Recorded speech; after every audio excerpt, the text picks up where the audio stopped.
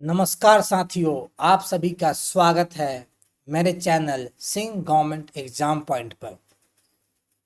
तो आज हम लोग डाइजेशन एंड एब्जॉर्प्शन में पढ़ेंगे हाउ फूड आर डाइजेस्टेड।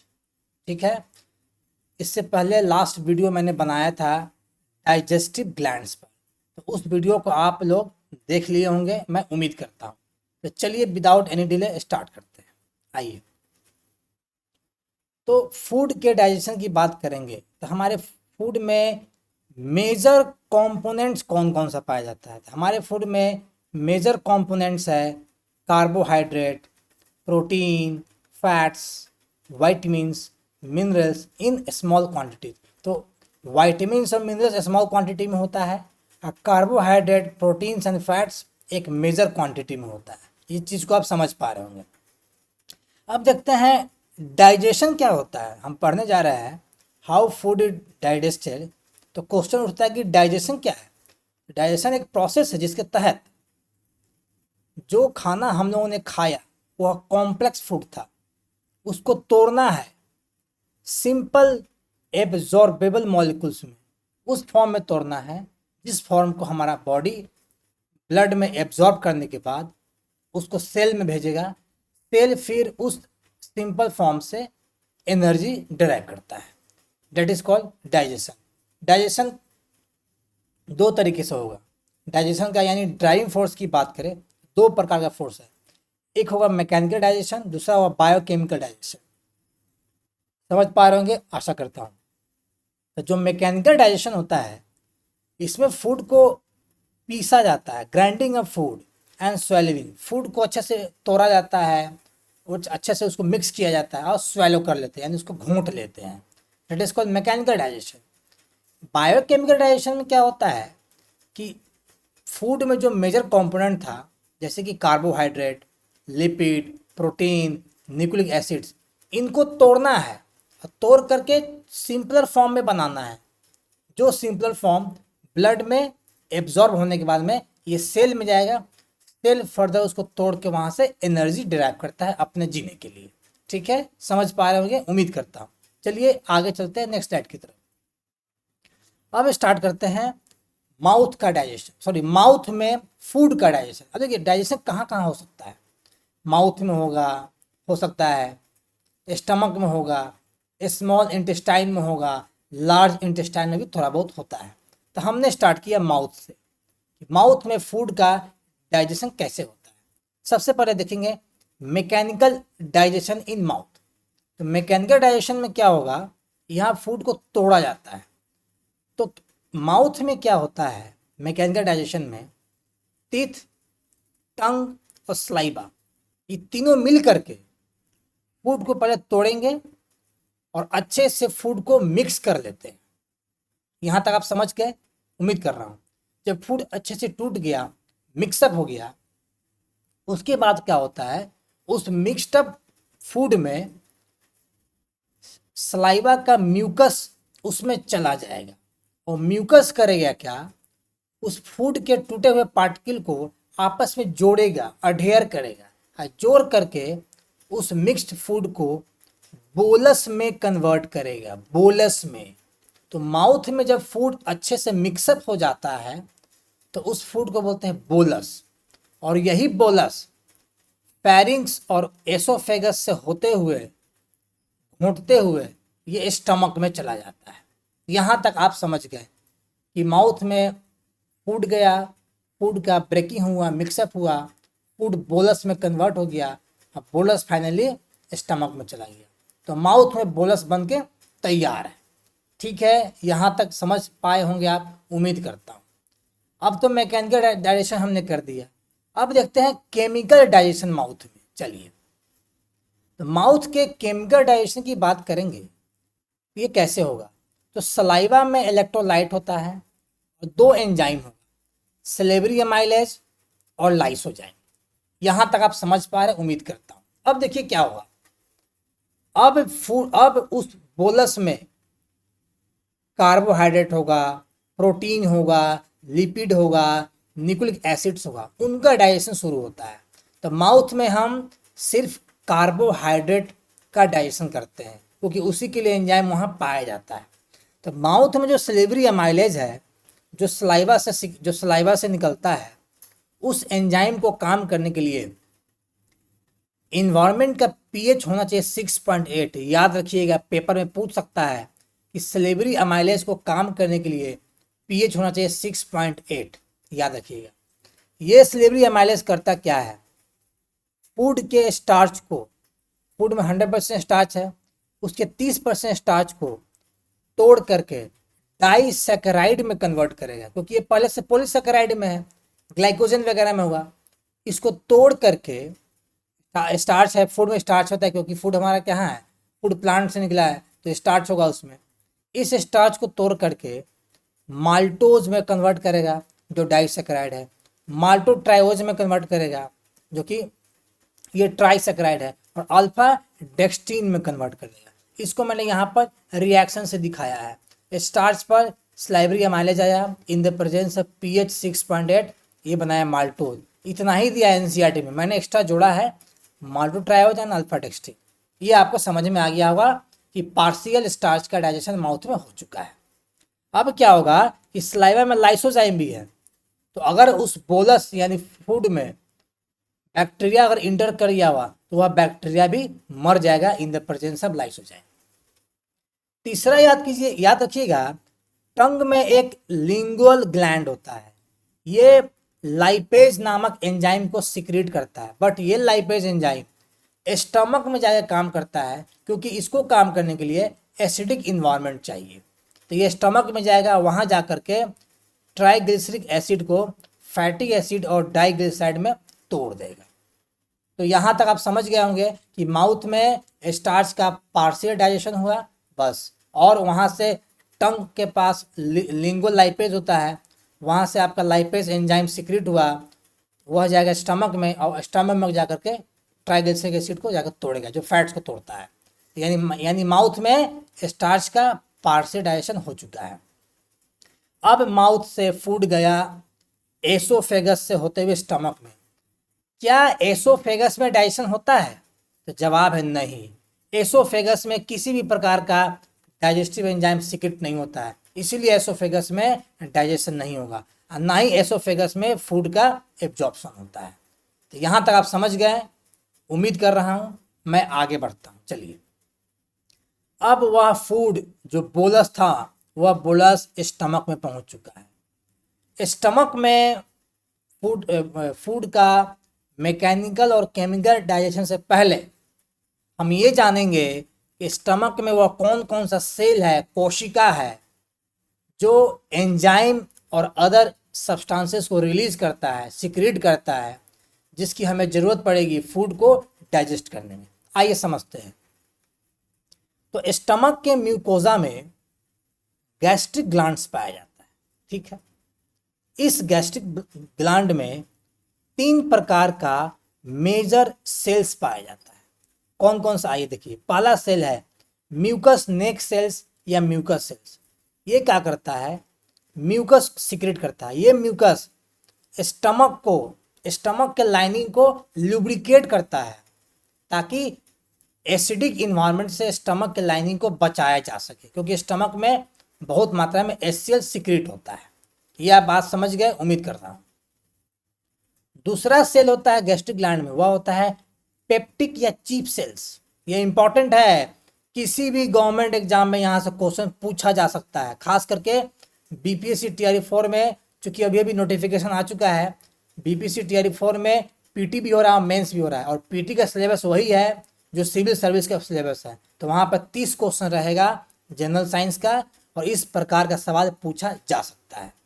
तो पेप्टिक या चीफ सेल्स करता क्या है, ये इनएक्टिव पेप्सिनोजेन को सिक्रेट करता है, प्लस गैस्ट्रिक लाइपेज को सिक्रेट करता है। लाइपेज यानी लिपिड को तोड़ने वाला। ये आप समझ गए, उम्मीद कर रहा हूँ। तीसरा सेल होता है पैराइटल या ऑक्जेंटिक सेल्स। ये HCl सिक्रेट करता है। क्यों, समझ लीजिए। स्टमक में जो भी एंजाइम है, उस एंजाइम को काम करने के लिए उसको एसिडिक इन्वायरमेंट चाहिए। तो स्टमक में पेप्सिनोजेन सिक्रेट करता है स्टमक। तो पेप्सिनोजेन को एक्टिवेट होने के लिए उनको पीएच लो चाहिए और पीएच अराउंड 1.8 के अराउंड पीएच होना चाहिए, तभी वह काम कर पाएगा। ठीक है, साथ ही साथ ये ऑक्जेंटिक सेल्स इंट्रिंसिक फैक्टर को सिक्रेट करता है जो विटामिन B12 के एब्जॉर्ब करने का कारण बनता है। तो सेल्स याद रखिएगा, इसी सेल्स से आगे देखेंगे डाइजेशन कैसे करता है। स्टमक में खाना 4 से 5 घंटा तक रहता है। यहाँ तक आप समझ गए होंगे, मैं उम्मीद करता हूँ। ठीक है, चलिए आगे बढ़ते हैं। जब आगे बढ़ गए तो सवाल बना लीजिए। बीपीएससी टीआरई का पूछा हुआ सवाल है कि HCl secreting cell of gastric gland को क्या कहते हैं। तो गैस्ट्रिक ग्लैंड में पाया जाता है ऑक्जेंटिक सेल्स, ये HCl को सिक्रेट करता है। समझ गए, सवाल भी बन रहा है आपसे। चलिए आगे बढ़ते हैं। अब हम बात करेंगे जब हम बात कर चुके हैं स्टमक में कौन कौन सा सेल पाया जाता है, तो अब शुरू करते हैं स्टमक में मैकेनिकल डाइजेशन की बात करेंगे। तो स्टमक में बोलस पहुंच चुका है, राइट। यह बोलस एल्कलिन नेचर में है क्योंकि सलाइवा एल्कलिन होता है, pH 6.8 था। इस बोलस को स्टमक का वाल अच्छे से उसको तोड़ेगा, चर्निंग करेगा, तोड़ेगा। उसको तोड़ने के बाद में इस बोलस में स्टमक का डाइजेस्टिव एंजाइम मिक्स हो जाएगा, प्लस गैस्ट्रिक एसिड जो निकला था ऑक्जेंटिक सेल से वह भी इसमें मिक्स हो जाएगा। मिक्स होने के बाद में बोलस को काइम में कन्वर्ट कर देगा और ये काइम सेमी लिक्विड सब्सटेंस होगा, प्लस ये काइम अब हो गया एसिडिक। ये काइम क्या है? एसिडिक। तो बेसिक से ये काइम एसिडिक में कन्वर्ट हो गया। समझ गए? उम्मीद रखता हूं मैं। ये चर्निंग स्टमक में कुछ घंटों तक चलता रहता है।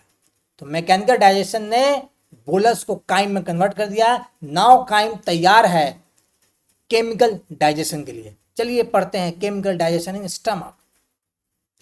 अब क्या होगा स्टमक में केमिकल डाइजेशन की बात करते हैं। सबसे पहले बात करेंगे स्टार्च का, क्योंकि कुछ स्टार्च का डाइजेशन माउथ में हो चुका है, तो बचा हुआ स्टार्च यहाँ डाइजेशन होगा। तो स्टार्च का डाइजेशन स्टमक में चलता रहेगा। अब स्टमक में स्टार्च का डाइजेशन होगा, ठीक है, उम्मीद कर रहा हूं मैं। अब क्या होगा कि अब बात करेंगे अब सवाल के स्टार्च को तो डाइजेशन कर ही दिया, ठीक है। अब आगे बढ़ते हैं। अब ट्राइग्लिसराइड का डाइजेशन होगा, यानी फैट का डाइजेशन होगा। तो फैट को डाइजेस्ट करने के लिए गैस्ट्रिक ग्लैंड के पास लाइपेज होता है, लाइपेज नामक एंजाइम होता है। यही लाइपेज फैट को तोड़ के ट्राइग्लिसराइड को तोड़ के फैट्स एंड ऑयल्स में कन्वर्ट कर देता है।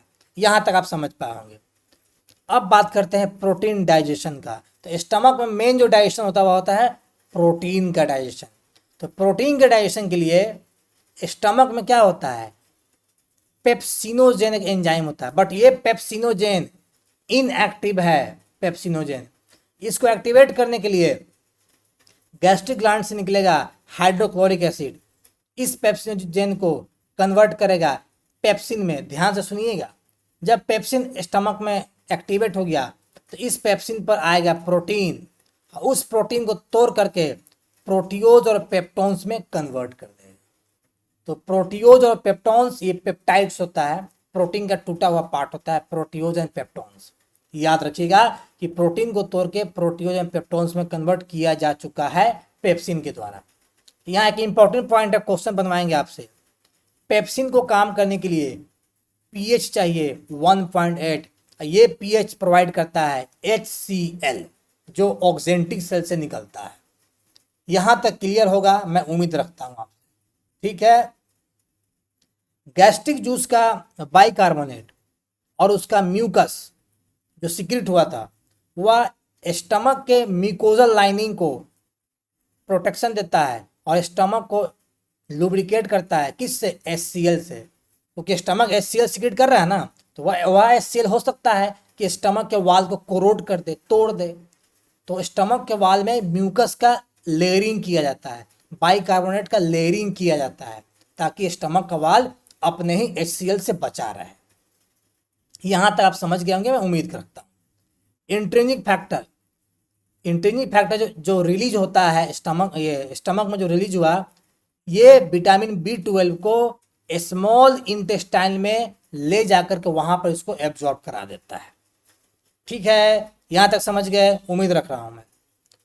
अब देखते हैं, अब एक इंपॉर्टेंट पॉइंट है रेनिन की बात।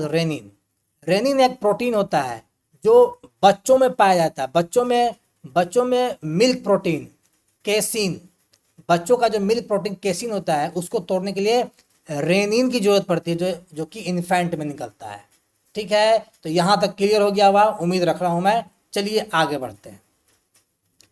अब स्टमक में थोड़ा सा फूड का एब्जॉर्प्शन की बात कर ले, तो कुछ न्यूट्रिएंट स्टमक में भी एब्जॉर्ब हो जाते हैं। ठीक है, स्टमक का जो म्यूकस सेल होता है, म्यूकस सेल, उसमें कुछ water, ions, short chain fatty acid, certain drugs like aspirin and alcohol यहाँ पर एब्जॉर्ब हो जाता है। ऐसे एब्जॉर्प्शन ऑफ फूड का हम एक अलग से क्लास लेंगे, वहाँ थोड़ा डिटेल में समझ लेंगे। ठीक है, तो स्टमक में इतना एब्जॉर्ब होता है, इस बात को समझ लीजिएगा। ठीक है, चलिए आगे बढ़ते हैं। कहते हैं सवाल आपसे बनवाएंगे, यहाँ pH 1.6 रखा है, ये pH 1.8 होना चाहिए बट 1.6 है, तो pH 1.6 पर कौन सा एंजाइम प्रोटीन को डाइजेस्ट करेगा?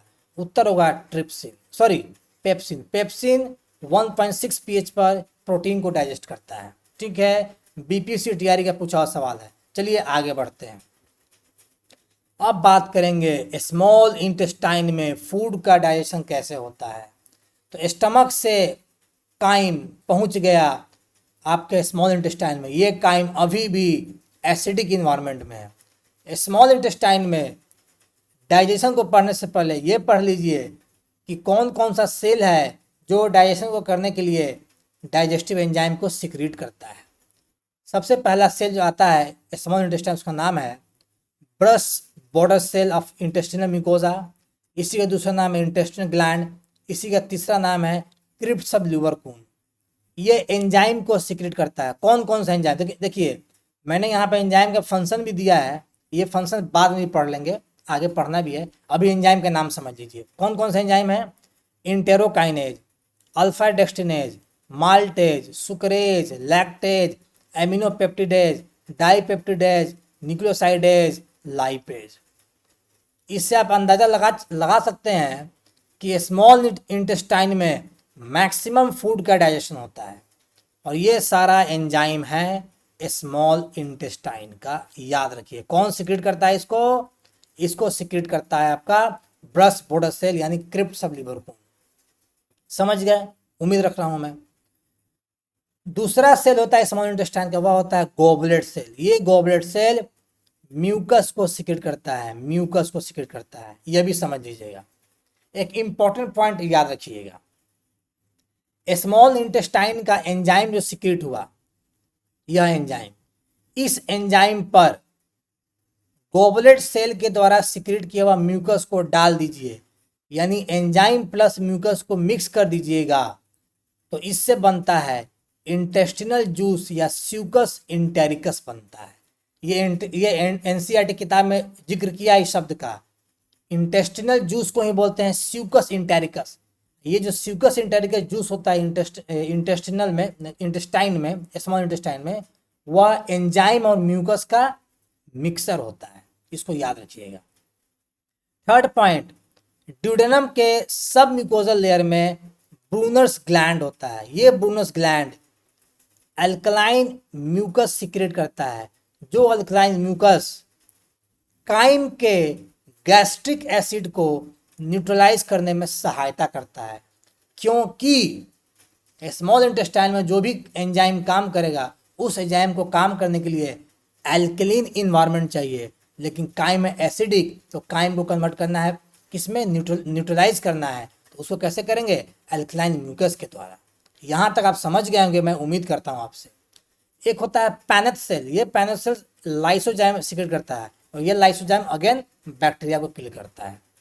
तो आपको मैंने बता दिया कि स्मॉल इंटेस्टाइन में कौन कौन सा सेल है और वे क्या सिक्रेट करते हैं। चलिए अब आगे बढ़ते हैं।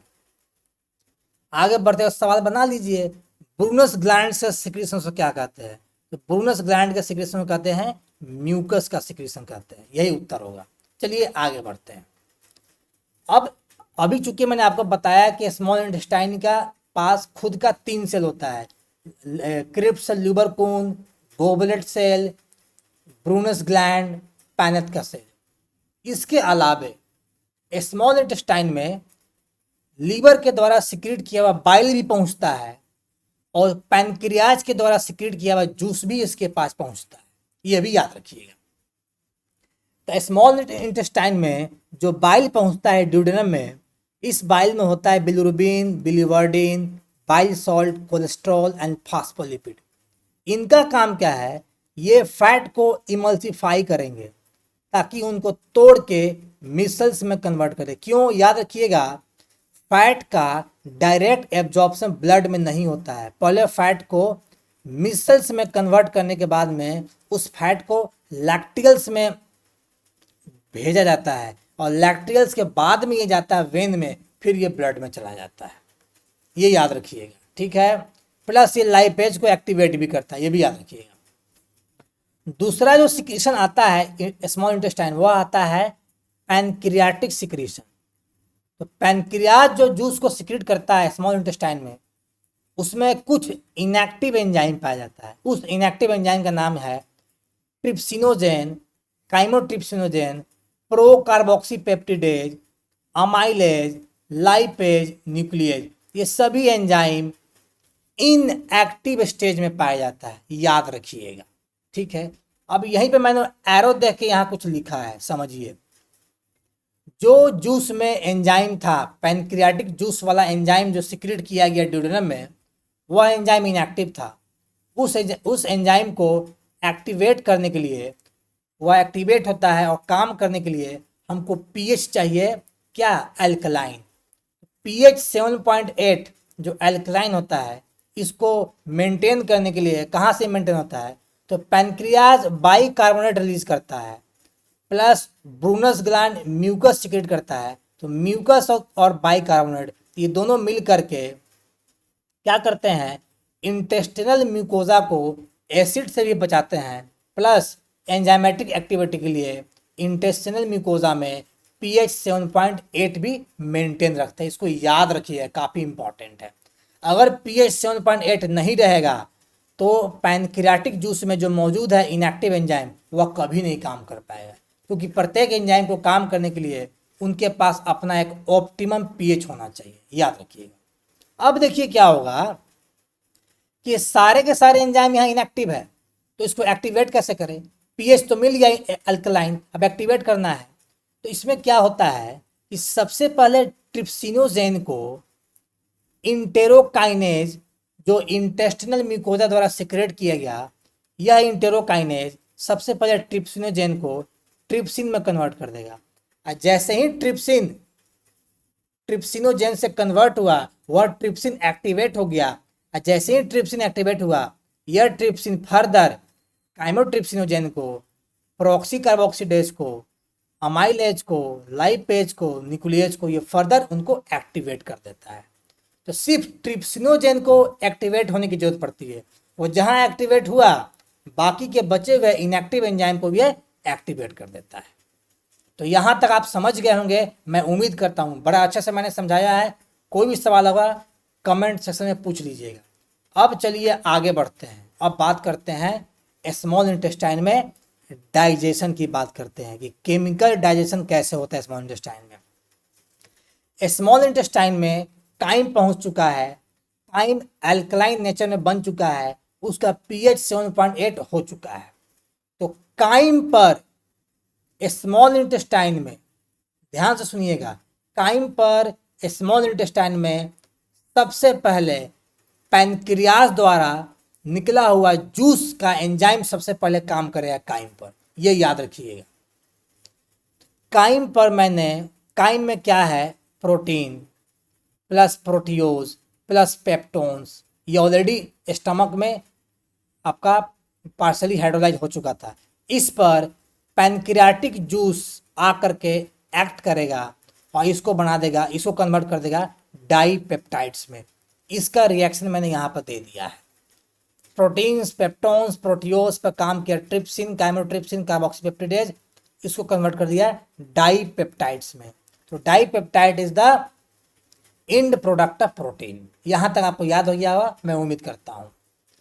अब क्या होगा, अब पैनक्रियाटिक जूस में से निकला हुआ अमाइलेज काइम में बचा हुआ कार्बोहाइड्रेट पर एक्टिंग करेगा और उस कार्बोहाइड्रेट को डाइसैकेराइड में कन्वर्ट कर देगा। रिएक्शन मैंने यहाँ दिखा दिया, जैसे ही अमाइलेज को कन्वर्ट किया डाइसैकेराइड में, अब डाइसैकेराइड तैयार है। लेकिन डाइसैकेराइड याद रखिएगा, डाइसैकेराइड बन गया, डाइपेप्टाइड्स बन गया, आगे बताएंगे क्या होगा क्या। चलिए अब क्या होगा, फैट्स को, लाइपेज को और बाइल को, बाइल तो मिक्स करेगा ही, फैट्स और लाइपेज पर पैनक्रियाटिक जूस फिर से एक्टिंग करेगा लाइपेज को द्वारा, और उस फैट्स को कन्वर्ट करेगा डाइग्लिसराइड्स में, और डाइग्लिसराइड फर्दर कन्वर्ट हो जाएगा मोनोग्लिसराइड्स में। यहाँ तक आप समझ गए होंगे, मैं उम्मीद करता हूँ। अभी भी पैनक्रियाटिक जूस काम करेगा, न्यूक्लिक एसिड पर काम करेगा, in the presence of nucleus बना देगा न्यूक्लियोटाइड्स एंड न्यूक्लियोसाइड्स, रिएक्शन दिया हुआ है, बना देगा न्यूक्लियोटाइड्स, उससे बना न्यूक्लियोसाइड्स।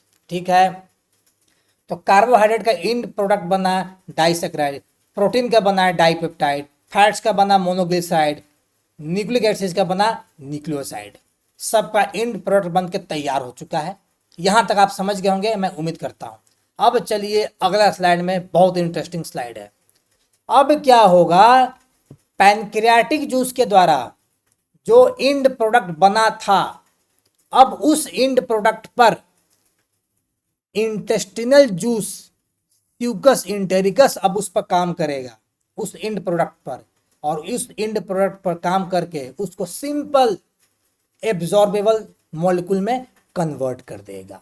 ये ब्यूटी है स्मॉल इंटेस्टाइन का, कि सबसे पहले पैनक्रियाटिक जूस काम करता है, उसके बाद में काम करता है स्मॉल इंटेस्टाइन का इंटेस्टिनल जूस। ठीक है, ये सारा डाइजेशन म्यूकोजल एपिथेलियल सेल के काफ़ी करीब में होता है। आइए देखिए, डाइपेप्टाइड क्या था, कार्बोहाइड्रेट का इंड प्रोडक्ट, अब इस पर काम करेगा डाइपेप्टिडेज, किसका, इंटेस्टिनल जूस का, इसको फाइनली कन्वर्ट कर देगा अमाइनो एसिड में, और यही अमाइनो एसिड जा करके ब्लड में एब्जॉर्ब होगा, सेल में जाएगा, टूटेगा, वहाँ से एनर्जी निकलेगा। समझ में आ रही है, मज़ा तो आ रहा होगा। चलिए आगे बढ़ते हैं। माल्टोज बना डाइसैकेराइड, माल्टेज काम करेगा, ग्लूकोज बन गया, अब ये ग्लूकोज ब्लड में एब्जॉर्ब होने के लायक बन गया। लैक्टोज डाइसैकेराइड है, इस पर लैक्टेज काम किया, इससे बना ग्लूकोज एंड गैलेक्टोज, अब ये ग्लूकोज गैलेक्टोज ब्लड में एब्जॉर्ब होने के लायक बन गया। सुक्रोज पर सुक्रेज काम करेगा, ग्लूकोज प्लस फ्रुक्टोज बनाएगा, अब ये ग्लूकोज फ्रुक्टोज अगेन ब्लड में एब्जॉर्ब करने के लायक बन चुका है। न्यूक्लियोटाइड पर न्यूक्लियोटाइडेज काम करेगा, इसको न्यूक्लियोसाइड्स में कन्वर्ट करेगा, न्यूक्लियोसाइड्स पर न्यूक्लियोसाइडेज काम करेगा, इसको फाइनली शुगर प्लस बेस में कन्वर्ट कर देगा, अब ये फर्दर ब्लड में एब्जॉर्ब होने के लायक बन जाएगा। फाइनली डाई और मोनोग्लिसराइड पर लाइपेज काम करेगा, फैटी एसिड प्लस ग्लिसरॉल में कन्वर्ट कर देगा, और ये फैटी एसिड ग्लिसरॉल का डाइजेशन स्पेशल होता है, इनको अलग से हम बताएंगे। ये fatty acid glycerol direct blood में एब्जॉर्ब नहीं होता है, इसको पहले माइसेल में कन्वर्ट कराते हैं, माइसेल फिर काइलोमाइक्रोन में कन्वर्ट होता है, काइलोमाइक्रोन फिर लैक्टियल्स में जाता है, लैक्टियल लास्ट में वेन में जाता है, फिर वेन से ब्लड में जाता है, ये रास्ता होता है। तो यहाँ तक आपको समझ में आ गया होगा।